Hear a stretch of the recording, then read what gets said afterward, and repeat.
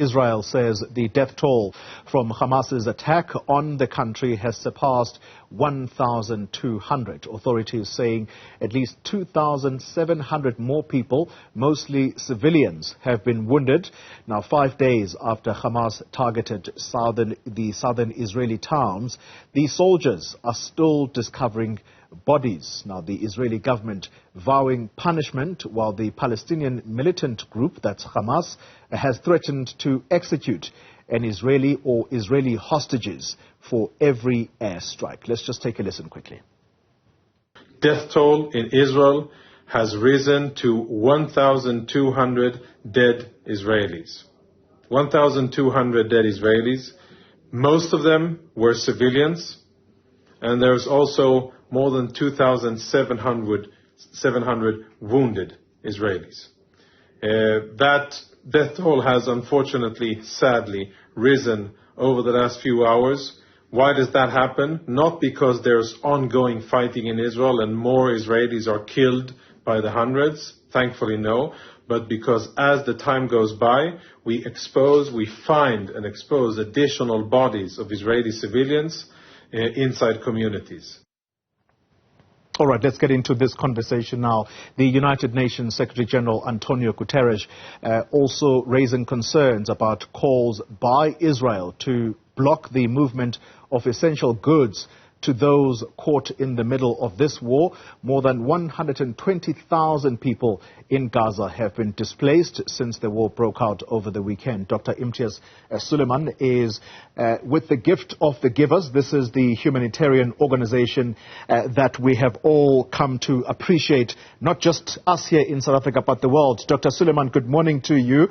Have you been asked to lend a hand in this continuing humanitarian situation that's unfolding in Gaza?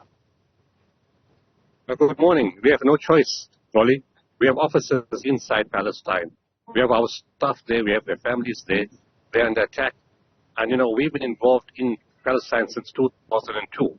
My first stop actually was to Ramallah, where the late Deputy Minister Aziz Fahad, and we moved medical equipment into Ramallah. And then, of course, we took in medical teams in 2019, and medical teams again in 2014. And at that point, we set up a full-time office. We got a child and woman and child care center in parts of the country.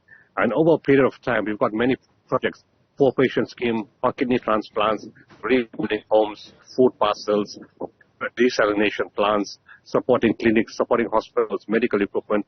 We've been doing that for some time. And immediately the fighting started, we asked our teams to start procuring medical supplies and food for the people. And they said from the first night, from that Sunday, the 8th of October, that movement is very difficult. They can't get easily to areas. And then, of course, in the last 2 nights, the bombing has been very, very intense. White phosphorus, the banned substance, is being used, and they've had a hard time moving around. But to answer your question, we have teams inside there, and it's our responsibility to respond as best we can. Yeah, Dr. Sooliman, we are going to keep it short because we can see that you are occupied where you are. But very briefly, on that very point you make about the difficulty to move around in a fluid situation that is unfolding there, we know that food supplies are being cut off, or at least that's a warning that they're going to be cut, electricity, water. How easy or difficult is it for your teams to try and help the people in Gaza particularly? This is nothing new to them. They've been through this many, many times over. Where electricity is cut, water is cut. This is nothing new. And people in Gaza adapt to this kind of situation. It's the volume of the bombing that's a problem. So what we normally do is we get hold of suppliers, and with this food, we provide food vouchers to the people if they can access it. We're providing fuel for the ambulances. At some point, they are going to run out. We have desalination plants providing water. Right now, the biggest challenge is the only power generation plant is running out of fuel reserves. If that shuts down, the hospitals shut down, the water pumps shut down, everything shuts down. It's going to be a huge humanitarian catastrophe because of the power shutting down. The borders are closed from Jordan, from Egypt, from Gaza, from the Israeli part of the city. So no supplies can come in. What is there you can use, but no additional food or fuel or medical stock or medical supplies can come in. That's going to be a huge crisis inside. Also, 4 hospitals have been hit. 48 schools have been hit. Various places of prayer have been stuck. So that's also becoming a challenge. The displacement now is not 130,000. It's more than 231,000 people. In shelters, in UN shelters. We're trying to support them also, keeping the camp clean, providing water. But it's not easy because you don't have access to all items they require. Right now, we're buying off what's possible and what's available. Fortunately, because there's different districts in the whole part of the country, we can buy from different wholesalers. But they do need replenishment and have to get supplies to come in. Unfortunately, Israel has said that any stuff coming from the Egypt border, they will bomb any trucks carrying humanitarian supplies, which, is totally unacceptable.